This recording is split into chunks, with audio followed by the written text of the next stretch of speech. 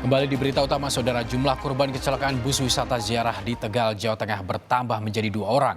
Kedua korban sudah dimakamkan pihak keluarga di wilayah Tangerang Selatan, Banten, diiringi isak tangis.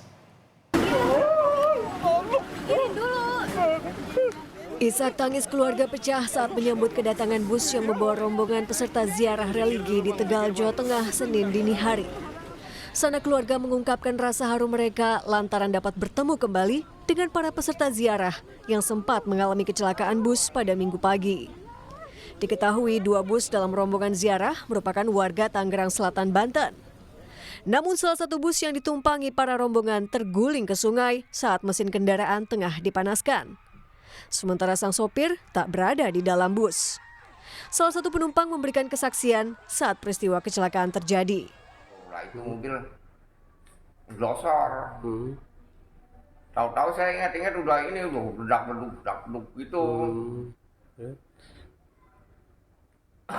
Itu terbaliknya itu yang ke kali. Sadar tuh saya. Ingat dah tuh. Bangun lah.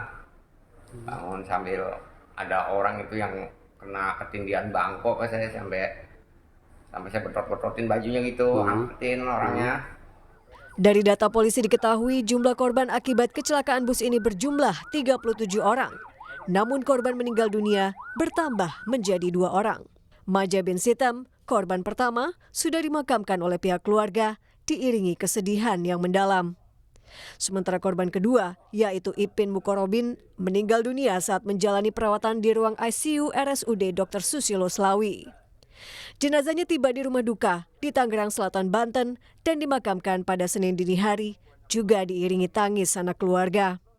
Hingga kini, 2 korban masih dirawat di RSUD Dr. Susilo Slawi, sedangkan 26 korban lainnya telah dipindah ke rumah sakit di Tangerang Selatan pada Minggu malam untuk penanganan lebih lanjut.